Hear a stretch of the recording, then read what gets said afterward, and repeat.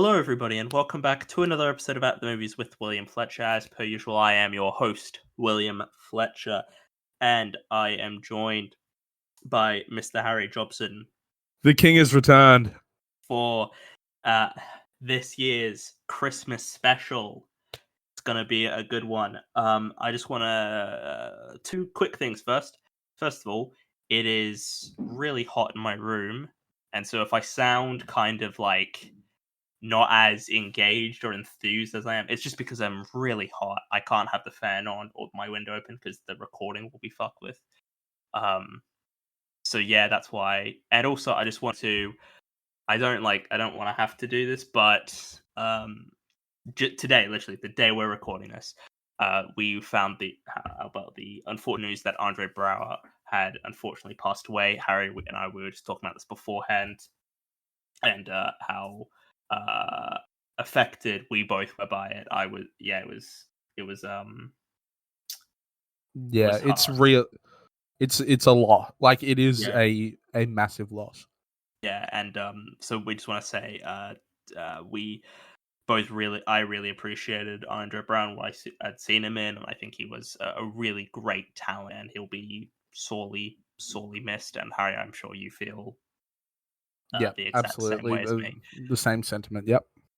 And I don't like doing that because it feels like it's not really to do with the film we're talking about, but I kind of feel like I have to because of how much he meant to me in Brooklyn Nine-Nine is mainly what I've seen him in. So I feel the need, like I have to. It's like like when we did it for Matthew Perry as well. You know, I felt like I have to say something just because of how much he means to me. So, not a great note to be starting this episode on, but I've But it's Christmas.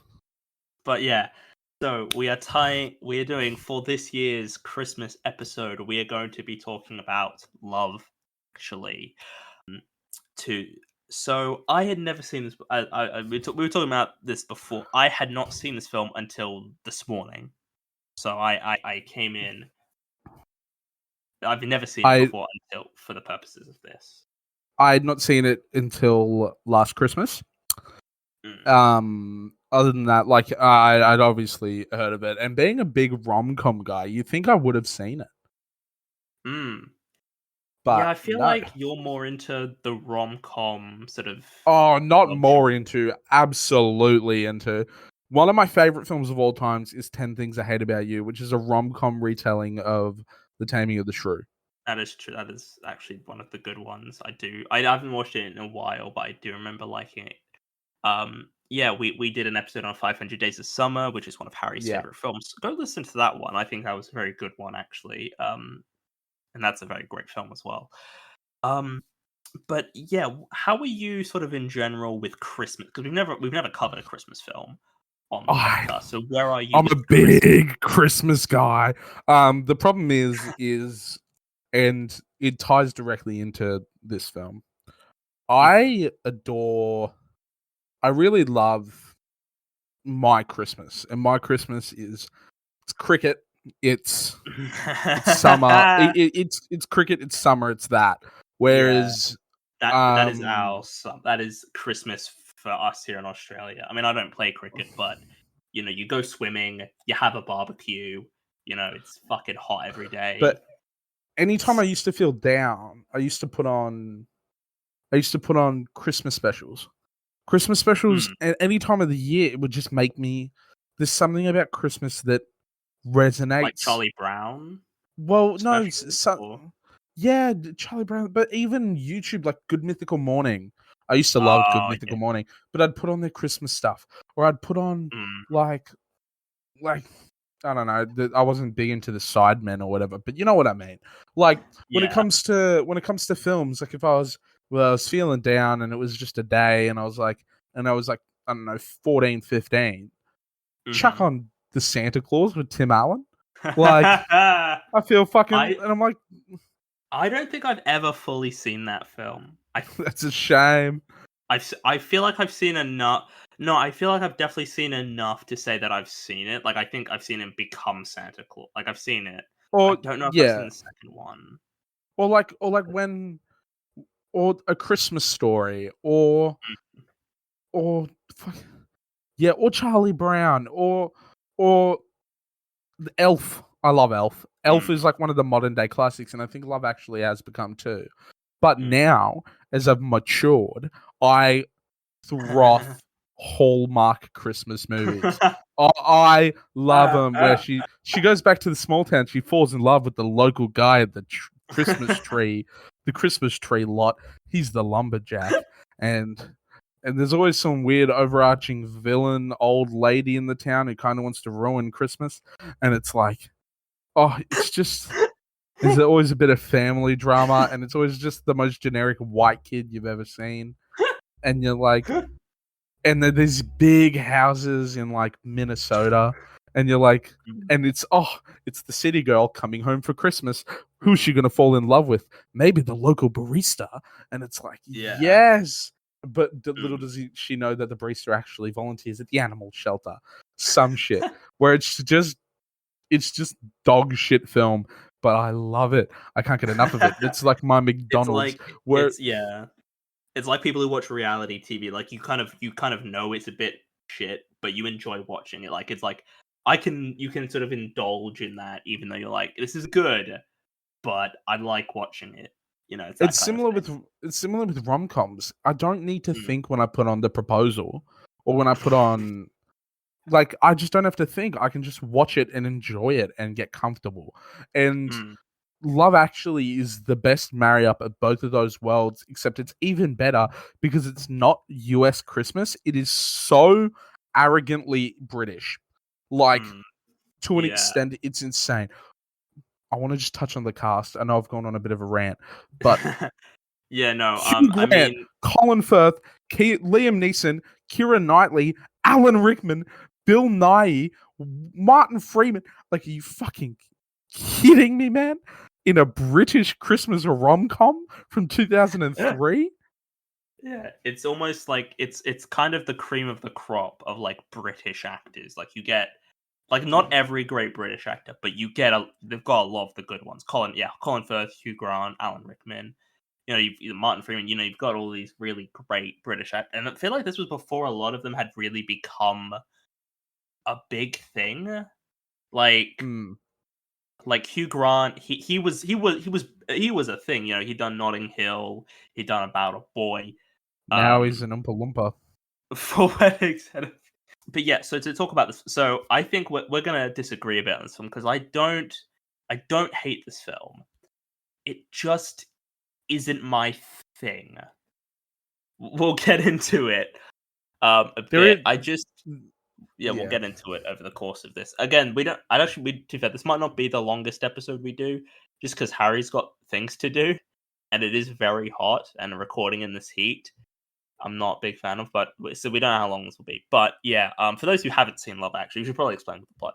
It's like an anthology film, It's an basically. Like anthology film, yeah. it's a series of sort of, I don't know, like what, 3 or 4, maybe 5, sort of like. So Nah, it's like you've got three characters and a guy who gets laid. So you've got what? There's the Bill Nye story. You've got the Alan Rickman one, the Liam Neeson Hugh one, the Grant. Colin, the Colin Firth one, the Hugh Grant one, and the Keira Knightley one. So it's like 6, but Yeah. they all sort of they all come together at the end. Like they're They're all all tied together. yeah, yeah. So I don't really know how to do this. Should we just like yeah? Let's Because I just don't sort of really know. talk about it. That you don't need a Yeah, structure. This film, like, yeah, it has a structure, but it's like it yeah. all just sort of. I mean, I did want to mention there Mhm. is sort of the side plot which plays into the film, not really at all. But I think the guy's character's name's Sam, and his whole goal is to get laid in America. Yeah, and I'm like, Yeah, Chris how does Marshall. this Yeah. relate to the film? Like, I'm like, Like that one really has. There's no real plot to it. It's just a guy goes over to America. it gets laid To, because he's British. yeah, and I think like the better joke would be that it doesn't actually work and he doesn't get laid. But it's a simple like he goes to America to get laid. He gets laid, and like that's it. There's nothing like there's no sort of comedic twist to it. It's literally just he gets laid because he's British, and I'm Yeah. like. See, that's I think it would have worked better if it didn't work out and he went there and he didn't get laid. Just because I think that would have been funnier and like more. It would have worked better as sort of a comedic, as because I don't really because it doesn't really play as like a joke to me. It just sort of plays as like he is like because it doesn't really feel like it's particularly funny. Like the other ones, I can kind of be like, okay, because one of my main problems with this one is I didn't find it particularly funny, and I don't find rom coms in general to be particularly funny. Um, and to be honest, I couldn't even tell which bits of this film were meant to be funny. Like it wasn't overtly clear to me.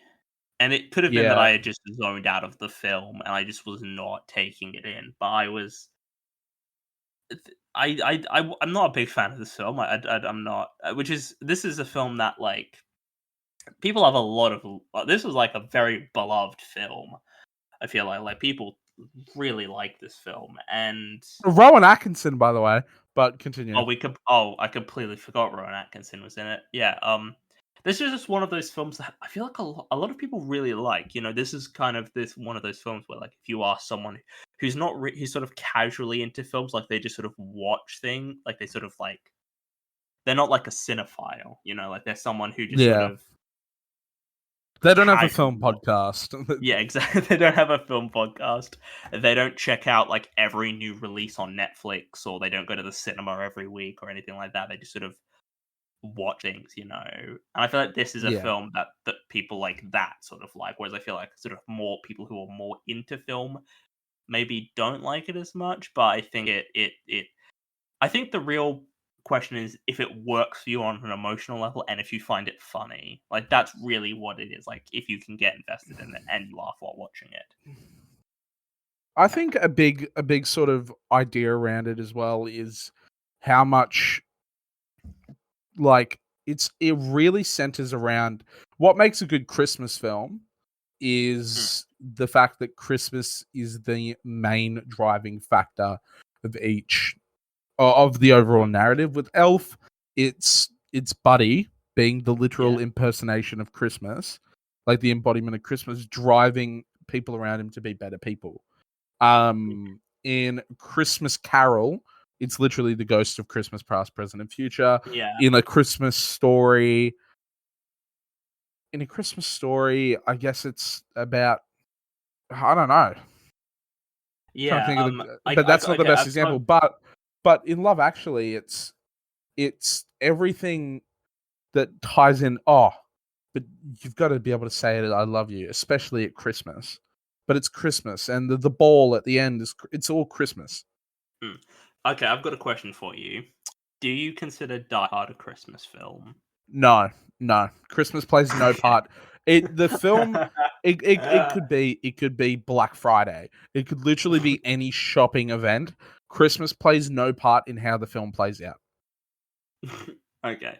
I was just wondering because I remember I gave you like a list of a few Christmas films and Die Hard was on there, Love Actually was on there.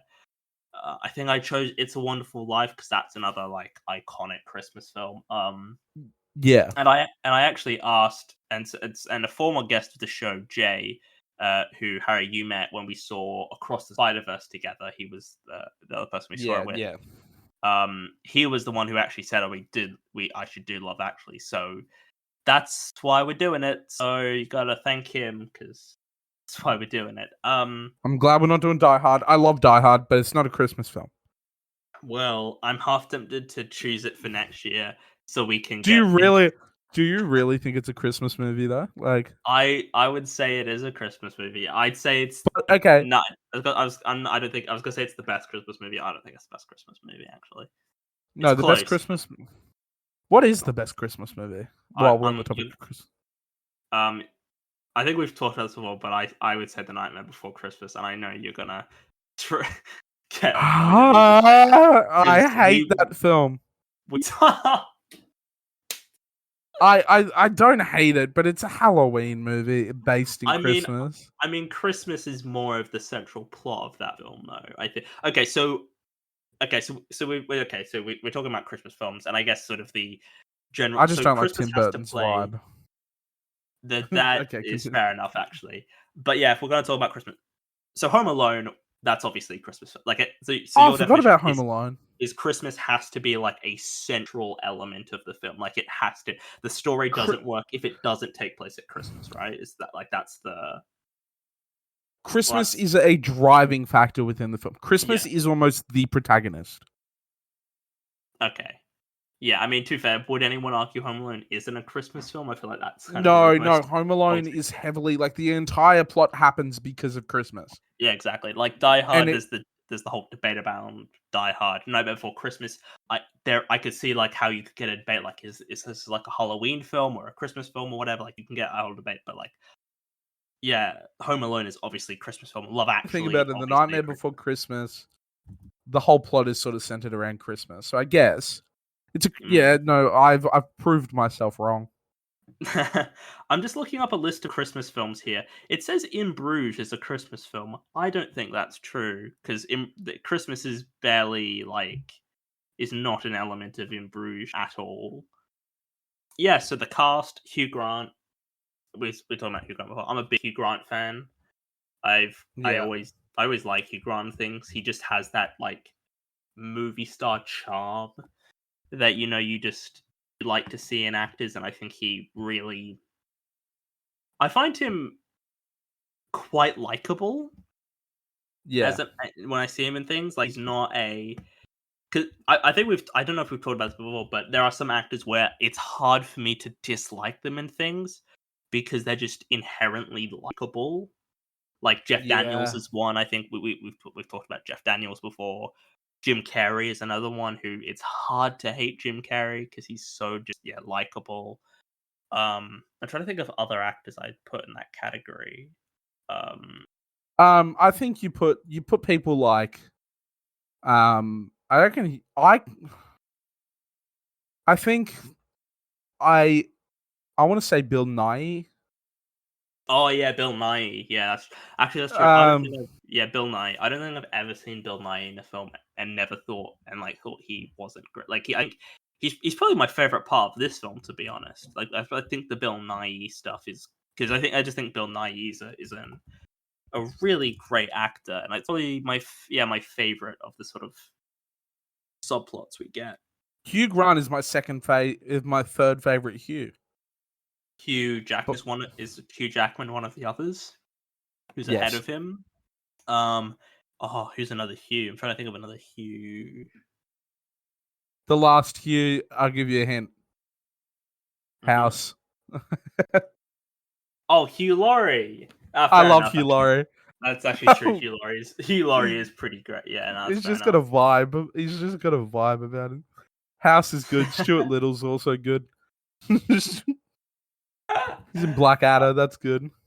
Mm, I've never seen Blackadder, but speaking of Blackadder, Rowan Atkinson is in Yeah. this in a very very small in a very minor role. To be honest, like because I feel like because this film is just filled with just It's tons of stacked.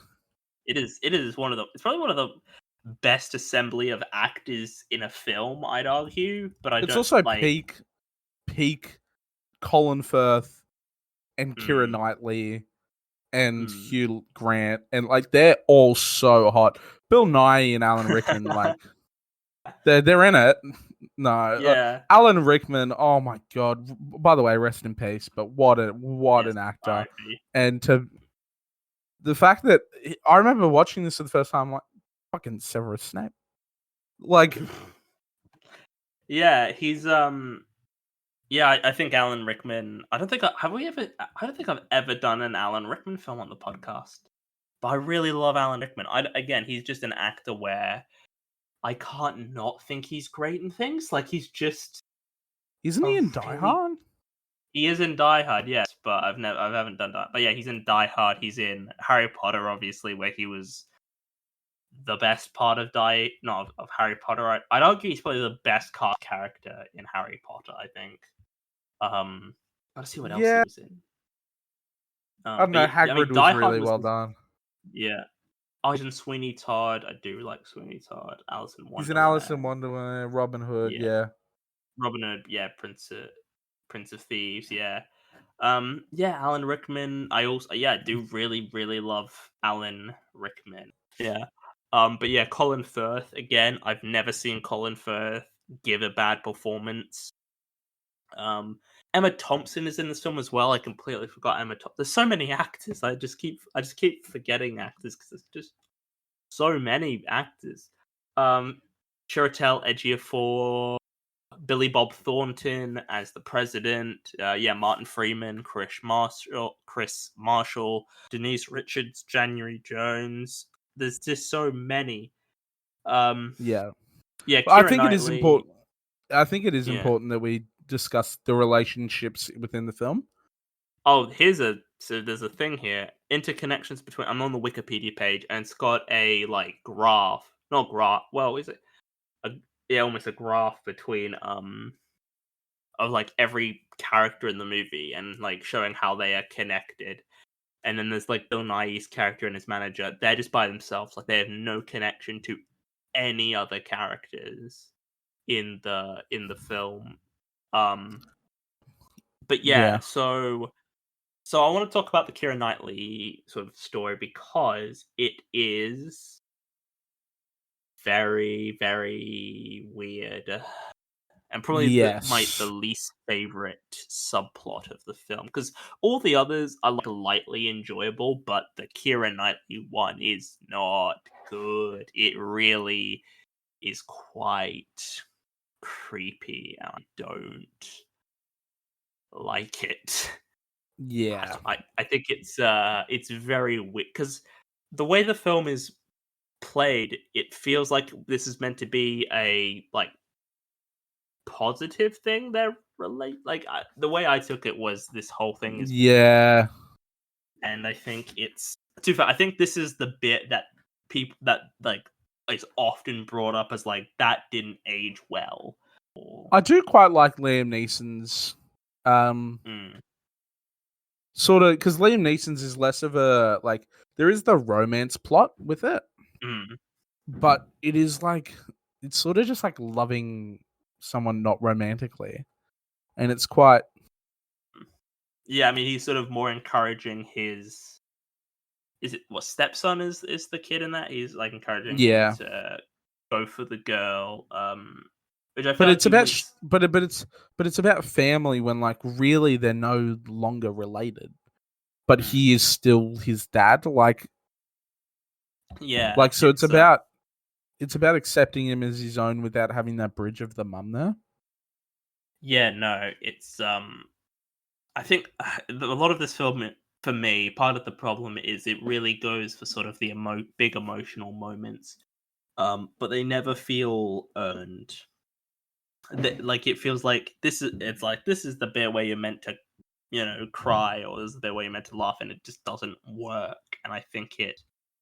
I mean, I'm unfamiliar. I'm not complete. I got to look up because this was written by Richard Curtis, who I haven't, I'm aware of, and I'm almost certain I've seen things from him, but I need to look up what else. So he wrote Four Weddings and a Funeral, or Bridget Jones, Warhorse, About Yeah, Time, Mamma Mia.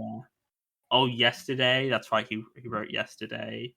He wrote an episode of Doctor Who. He created it. Mr. Bean, Blackadder, The Vicar of Dibley. So he's done a lot of stuff. Yeah, I mean, what's your sort of favorite sort of subplot that sort of story we follow in the film? it is. Mine is the relationship between Daniel and Sam. Yeah, but I so with Hugh Grant and I'll just do the characters with David and Natalie. So the Prime Minister and the young, like, what, she's like a This junior politician or whatever. it says here she's like catering manager, but that seems a bit okay. Yeah, Yeah, she's PM like a catering manager. part of the house Yeah. staff. Yeah, it's like, it's nice, but it's also like, I don't know. It'd be the same if he wasn't the prime minister. Like that one to me always sort of, I was just like, gross. Yeah, Like and then there's the it kind whole of just thing. seems like an old guy prying on a young. Well, he's her boss, and Yeah, it's a weird thing. Yeah, and the whole thing with Billy Bob Thornton, who's the president of the yeah, United States, and he makes her go for her. And it feels like there's a point where we're meant to be like, yeah, we're meant to be on um David's side almost, but it also is like, but he is also her boss, so it feels so it's really also weird. creepy. It's also really weird. It's arguably worse, to be honest, because of the power dynamics. Like the president coming onto her is obviously gross as well. Like, not saying it's not, but I think it's. But I could buy that the president of the United States is a bit of a creep. I could totally buy that, but Yeah, but it is, and the thing as well is that is shown as a bad thing. Like, the president coming on to her is a bad thing. Like, the film makes it abundantly clear it's wrong, but they're totally fine with the prime minister forming a relationship with one of his own staff members, which is obviously not. Which not is, on. but yeah, obviously not on. There's also the thing with the bride, the groom, and the yeah. I don't. Yeah, with the Keira Knightley one where he's just filming her, and it's really gross and what? It's just bizarre, and how she like. And then there's like the iconic bit where he's got like the cards or whatever that he comes to the front, and then she goes out and she kisses him, and I feel like again, like, I think any reasonable woman, if they had found out that a guy was just filming them, like, in really like tight close-ups of their face, they'd be pretty fucking disturbed. Yeah, Like, I'm making an assumption, obviously, but I imagine I think there's most also people in general find that there's weird. also like the Martin Freeman porn, which I kind of like. I always thought that was kind of funny how they just have a conversation. There's Well, like yeah, that's such a weird. I remember because I was watching it, and like the first time we see it, they're up against like a post or something, and yeah, he's got clothes on, and I'm watching it, and I'm like, it doesn't look like he's got anything out. And then he pulls away, and it's like that's the point because they're filming a scene. I'm like, oh, yeah, see, that makes a lot of sense. That's why it was filmed awkwardly because like that's on purpose. And then there's just several more sequences where they're filming that, and it's just they're just she's like pretending to go down on him, and it's just so just reminds me of like how it just shows how like awkward that would be to be filming that. Like, that would just be awful.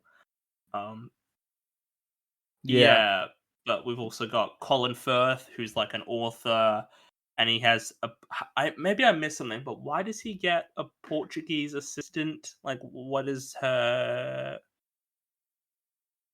I completely forgot why he has an assistant. I'm I don't know. I can't remember. um, but yeah, he's Some loose plot point. yeah. This film feels like it basically did as little explaining as possible just to get like the story to make these stories work. But it's like, fucking, we'll just do something, and we'll just have a thing happen just so we can get like a subplot. Um, Yeah. yeah, this film really the whole thing is it's just like I was it's 2 hours long, and I was occasionally every now and again I'd be a bit more engaged with it. I'm like, okay, this is kind of something, and then it would just start becoming really boring, and I just fucking zone out, and I just be like, oh fucking hell, we've still got another 50 minutes left of film. Fuck, the film. I wasn't blown away by this film. I don't hate it. I know some people who really do not like this film, and I don't think it's the worst film ever. Like, I want to make that clear. I don't think it's like completely terrible. It just, to me, as a film, it very much feels like it's, I don't know, like it's trying to be this massively profound film. Yeah, for me, like I do see that, but at the same time, it's nice to have a Christmas film that's not just fucking America. Can we get an Australian one? Where are Oh the mate, Aussie Christmas films? I would kill for an Australian Christmas film. We should make one because people don't like. I'm trying to think if I've ever. I don't think I've ever. It's always America or sometimes England or like the UK. Like you never see. Okay, let me look up a list of Australian Christmas films just so I can like. Because I can't think of any. Can you think of any? Because my mind No, is like I'm really racking my brain.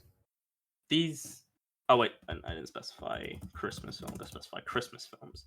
Um, a sunburnt Christmas, red Christmas, Christmas on the farm, the Kath and Kim Code.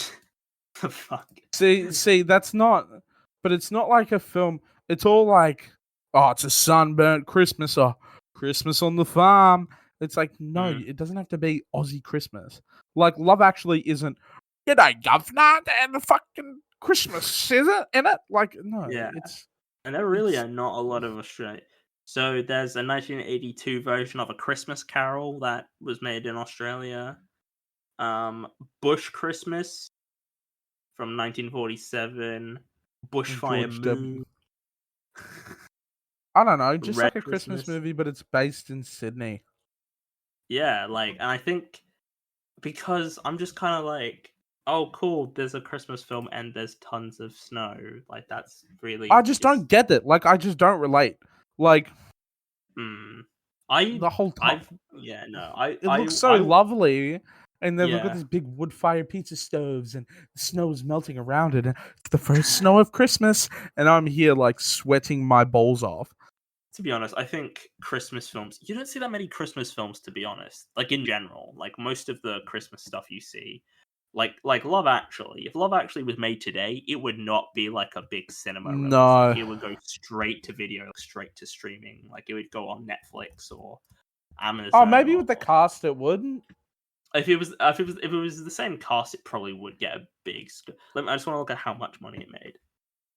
But So it there's something had a about it. It's just nice to watch. Like, I understand that it's not a good film, but I just like being able to go, oh yeah, I don't have um to use my brain. So Like, it had a $40 million budget and made $248.3 million. So it a made bit back of its a money. profit.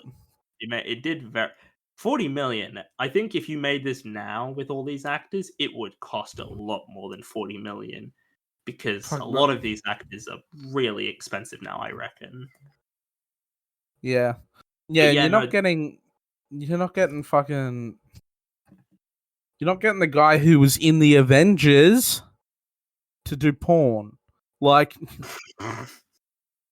but you know, I mean, yeah, this was when Martin Freeman was really not a bit like he'd just done The Office. The Office UK is what he'd yeah. done, and that's basically what he was known for. Um, but I mean, yeah, no, Love Actually, it's yeah, again, it's just a very beloved film. Like it's playing. I'm just looking at it here. 20th anniversary screening at the cinema this year, and I feel like I mean, there's always like Christmas films that play in cinemas every year. Like I'm just looking Christmas classics. You've got Love Actually, Christmas Vacation, the Jim Carrey Grinch, the 2018 Grinch, Home Alone, Die Hard, Elf, The Holiday. Like 2018 it's Grinch. That yeah, the with one with Benedict fucking with Benedict Benedict? Cumberbatch Tyler the as Creator has a fucking banging song in that though. His version of "You're a Mean One," Doom, Mr. Grinch, it goes so hard. yeah, Love Actually. There's really not much to take from it. I realize like watching it, I was sort of just like, huh, there really is not much to the film in the sense of like it's not really saying anything. It's not really that deep of a movie. It's just showing a bunch of different stories about love. And that's kind of it. Like that's kind of what the film is. It's just like, oh, here's a story. Here's like one story, but it never focuses too like it sort of cuts in between. It never spends too long on like one story. You know, like it sort of is like, okay, so we're gonna focus on this story for 10 minutes, then we're gonna move to this story for 10 minutes, which the film feels a bit because I honestly I like lost track of who knew who was related to who, how all these characters intertwined, and then they're all at the airport together at the end, and I was like, what the what is this? Did I just miss kind of things? Because I feel like I definitely did.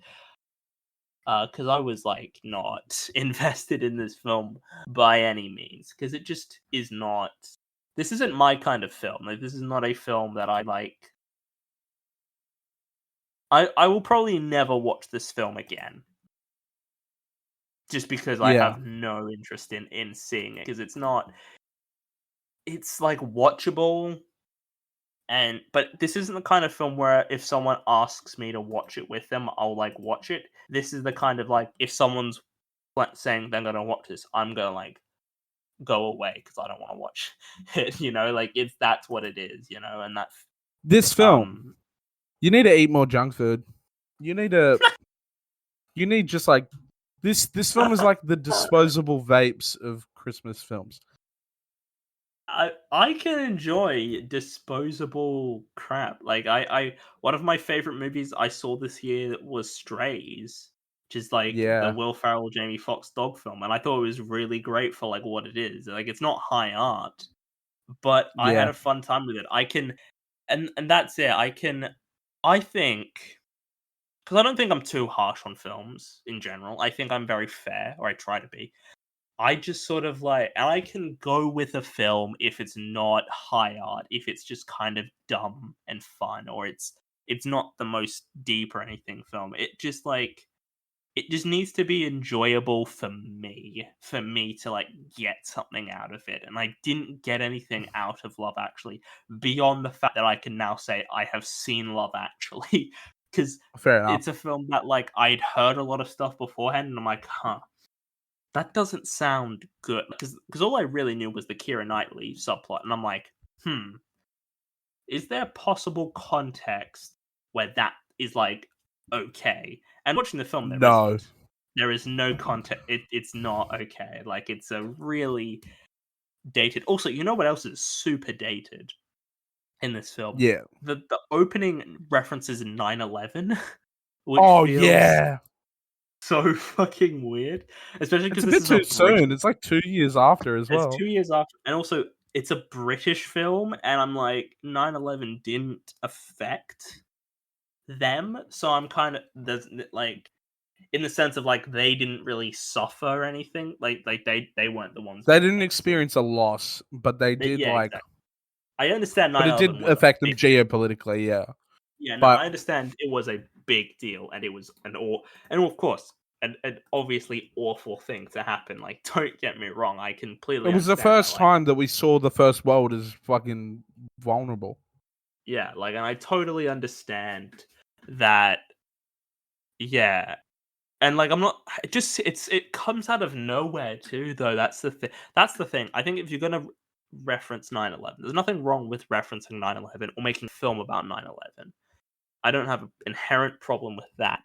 It's more just like how you implement that that really Yeah, matters because otherwise you're just kind of it just feels like it's paying lip service to something that they didn't need to pay lip service to, yeah. and in the sense of like it's sort of just this.